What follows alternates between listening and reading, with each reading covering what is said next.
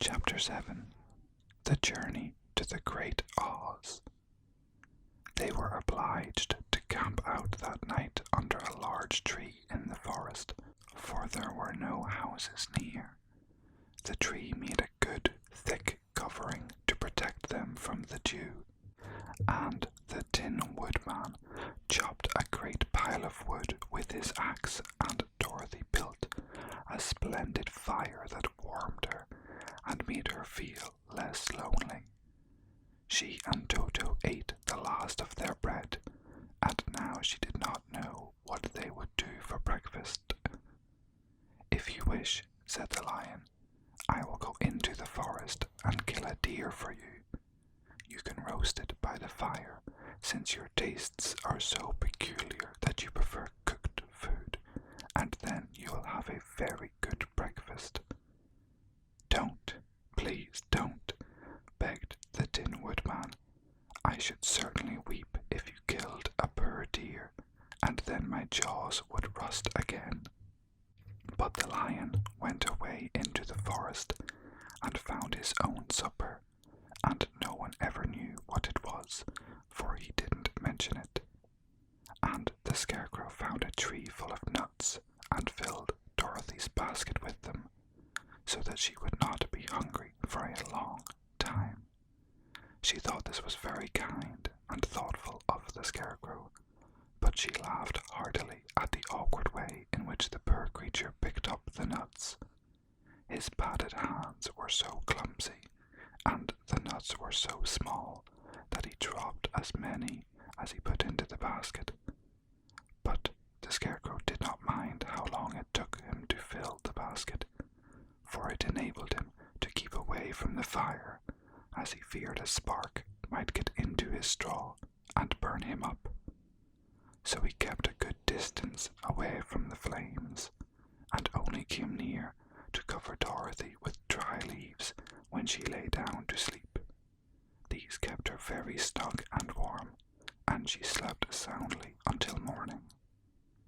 When it was daylight, the girl bathed her face in a little rippling brook, and soon after they all started toward the Emerald City. This was to be an eventful day for the travelers.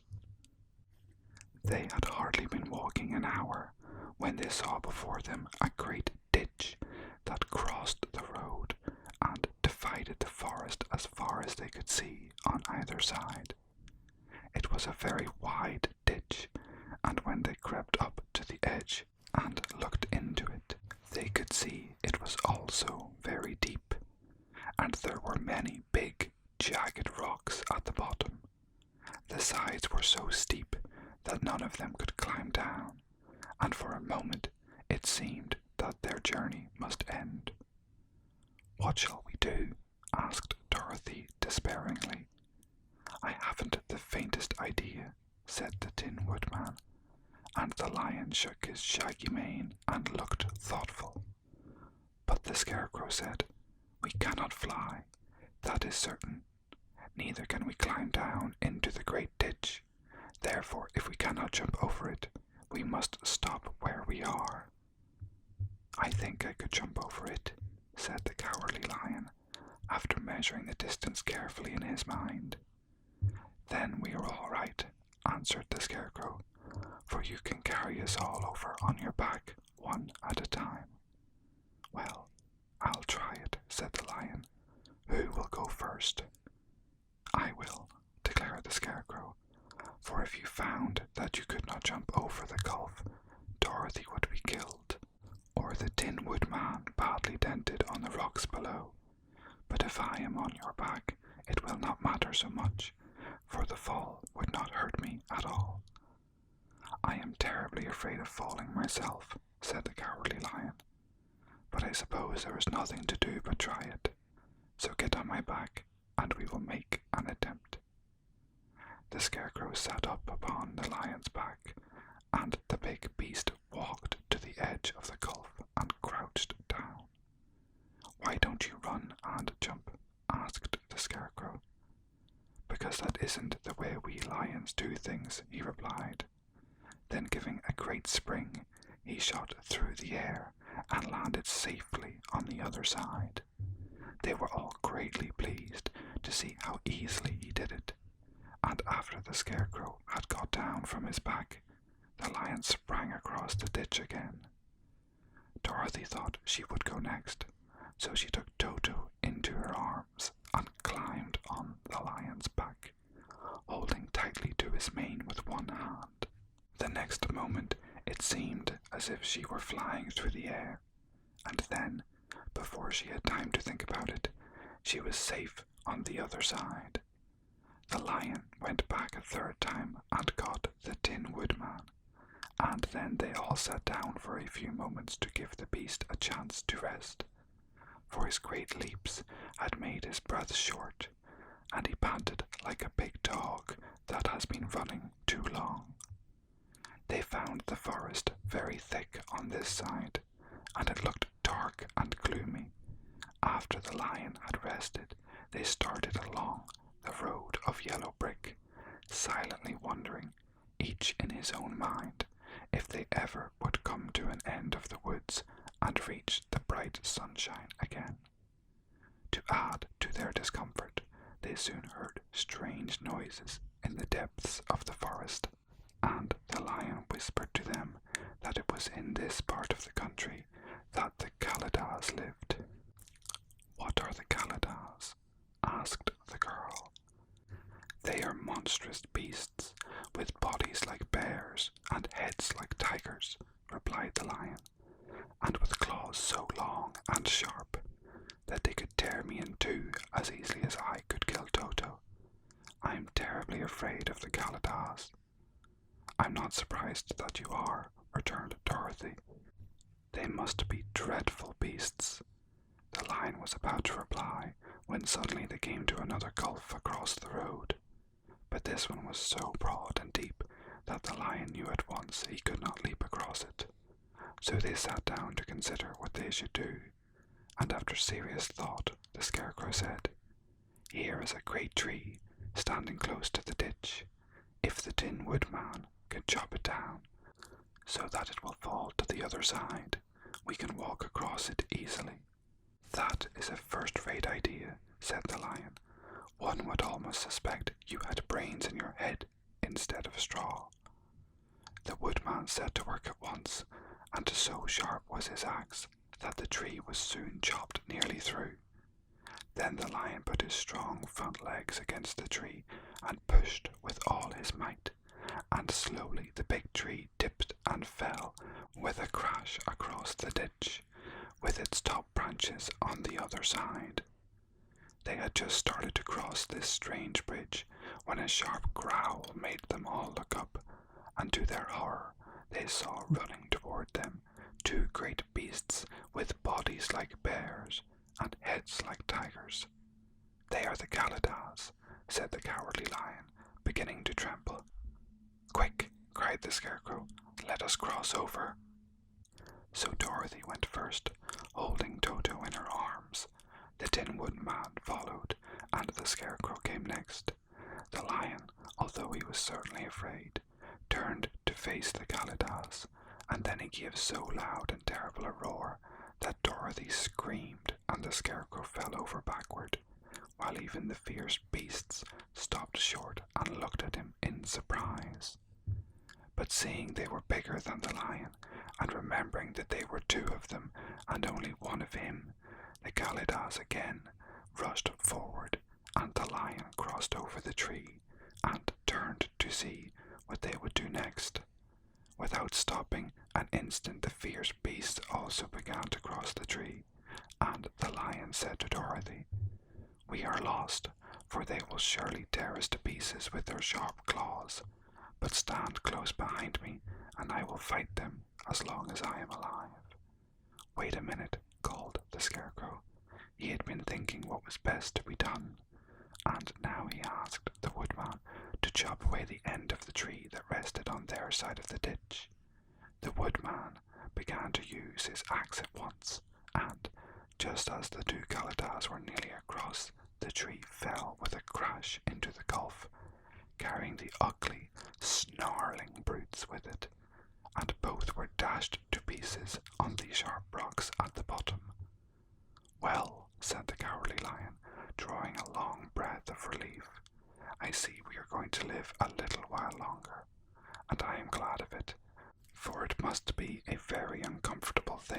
be alive.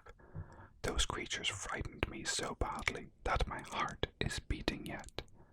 "Ah," said the Tin Woodman sadly, "I wish I had a heart to beat." This adventure made the travellers more anxious than ever to get out of the forest, and they walked so fast that Dorothy became tired and had to ride on the lion's back. To their great joy, the trees became thinner the farther they advanced, and in the afternoon they suddenly came upon a broad river flowing swiftly just before them. On the other side of the water they could see the road of yellow brick running through a beautiful country, with green meadows dotted with bright flowers, and all the road bordered with trees hanging full of delicious fruits. They were greatly pleased to see this delightful country before them. "How shall we cross the river?" asked Dorothy. "That is easily done," replied the Scarecrow. "The Tin Woodman must build us a raft, so that we can float to the other side." So the Woodman took his axe and began to chop down small trees to make a raft. And while he was busy at this, the Scarecrow found on the river bank a tree full of fine fruit. This pleased Dorothy, who had eaten nothing but nuts all day, and she made a hearty meal of the ripe fruit. But it takes time to make a raft, even when one is as industrious and untiring as the Tin Woodman.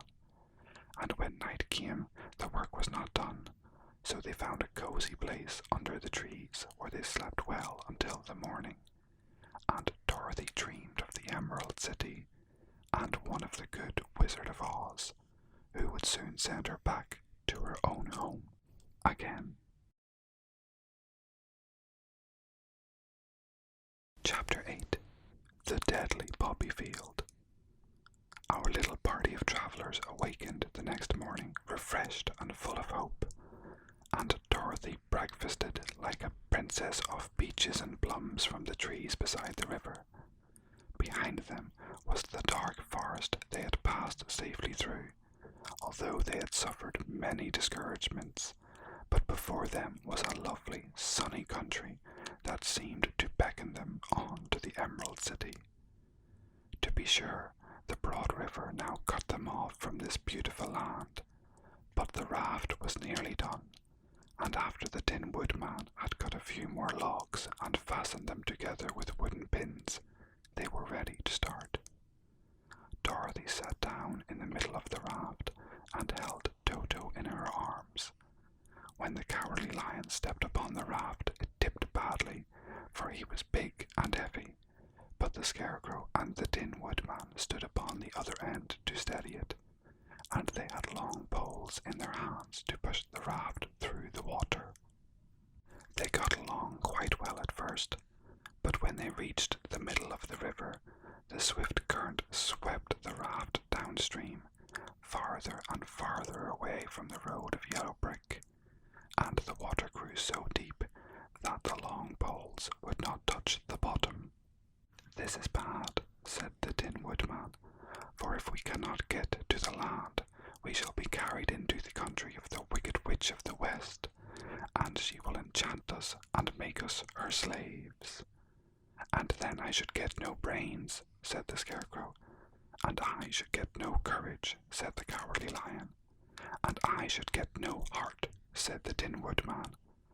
"And I should never get back to Kansas," said Dorothy. "We must certainly get to the Emerald City if we can," the Scarecrow continued, and he pushed so hard on his long pole that it stuck fast in the mud at the bottom of the river. Then before he could pull it out again, or let go, the raft was swept away, and the poor Scarecrow was left clinging onto the pole in the middle of the river. "Goodbye," he yelled after them, and they were very sorry to leave him. Indeed, the Tin Woodman began to cry, but fortunately remembered that he might rust, and so he dried his tears on Dorothy's apron. Of course, this was a bad thing for the Scarecrow. "I am now worse off than when I first met Dorothy," he thought. "Then I was stuck on a pole in a cornfield, where I could make believe scare the crows. At any rate, But surely there is no use for a scarecrow stuck on a pole in the middle of a river. I am afraid I shall never have any brains after all." Down the stream the raft floated, and the poor scarecrow was left far behind. Then the lion said, "Something must be done to save us.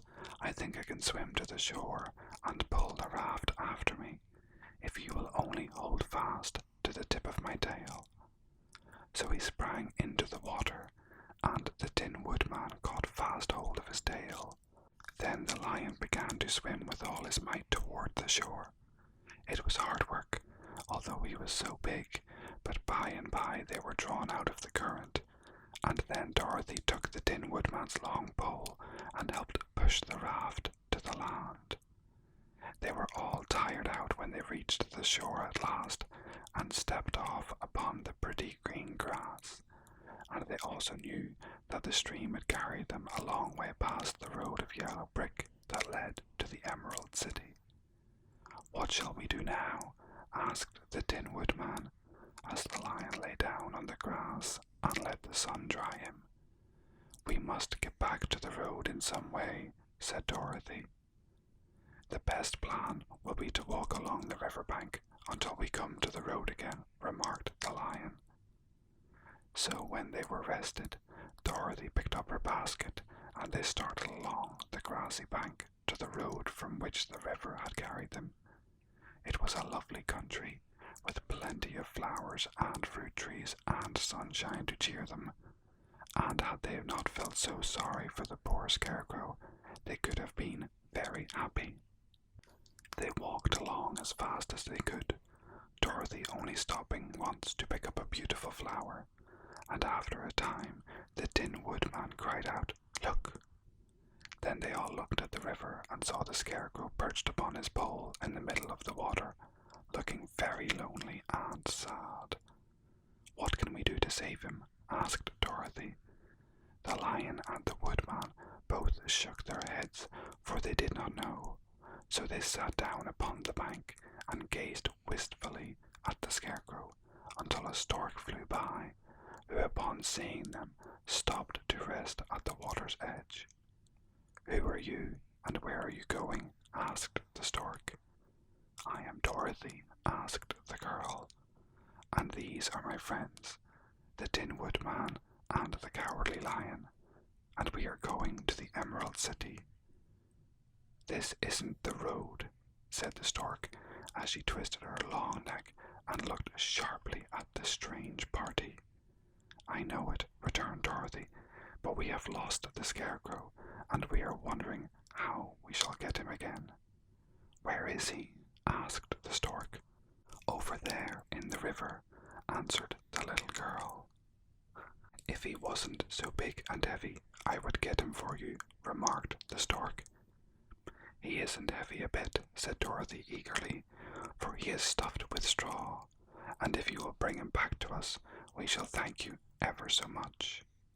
"Well, I'll try," said the stork, "but if I find he is too heavy to carry, I shall have to drop him in the river again."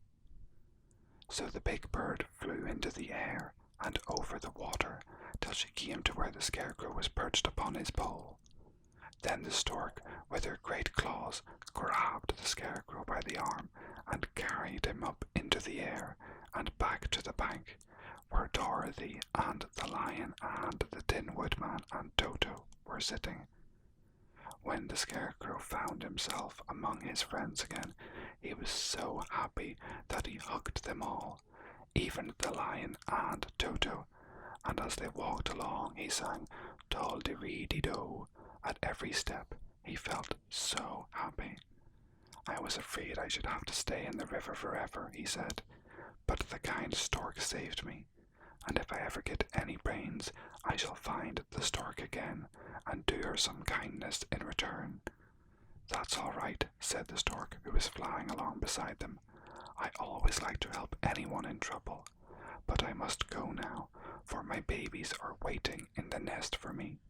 I hope you will find the Emerald City, and that Oz will help you." "Thank you," replied Dorothy, and then the kind stork flew into the air and was soon out of sight. They walked along listening to the singing of the brightly coloured birds and looked at the lovely flowers which now became so thick that the ground was carpeted with them. There were big yellow and white and blue and purple blossoms, besides great clusters of scarlet poppies, which were so brilliant in colour they almost dazzled Dorothy's eyes. "Aren't they beautiful?" the girl asked as she breathed in the spicy scent of the bright flowers. "I suppose so," answered the Scarecrow. "When I have brains, I shall probably like them better." "If only I had a heart, I should love them," added the Tin Woodman. "I always did like flowers," said the Lion. "They seem so helpless and frail, but there are none in the forest so bright as these." They now came upon more and more of the big scarlet poppies, and fewer of the other flowers, and soon they found themselves in the midst of a great meadow of poppies. Now it is well known that when there are many of these flowers together, their odor is so powerful that anyone who breathes it falls asleep. And if the sleeper is not carried away from the scent, he sleeps on and on forever. But Dorothy did not know this, nor could she get away from the bright red flowers that were everywhere about. So presently her eyes grew heavy, and she felt she must sit down and rest to sleep. But the Tin Woodman would not let her do this. "We must hurry and get back to the road of yellow brick before dark." And the Scarecrow agreed with him. So they kept walking until Dorothy could stand no longer. Her eyes closed in spite of herself, and she forgot where she was and fell among the poppies, fast asleep. "What shall we do?" asked the Tin Woodman. "If we leave her here, she will die," said the Lion. "The smell of the flowers is killing us all. I myself can scarcely keep my eyes open, and the dog is already asleep." It was true, Toto had fallen down beside the little mistress, but the Scarecrow and the Tin Woodman, not being made of flesh, were not troubled by the scent of the flowers. "Run fast," said the Scarecrow to the Lion, "and get out of this deadly flower bed as soon as you can. We will bring the little girl with us, but if you should fall asleep, you are too big to be carried." So the Lion aroused himself and bounded forward as fast as he could go. In a moment he was out of sight. "Let us make a chair with our hands and carry her," said the Scarecrow. So they picked up Toto and put the dog in Dorothy's lap, and then they made a chair with their hands for the seat and their arms for the arms, and carried the sleeping girl between them through the flowers. On and on they walked, and it seemed that the great carpet of deadly flowers that surrounded them would never end. They followed the bend of the river, and at last came upon their friend the Lion, lying fast asleep among the poppies.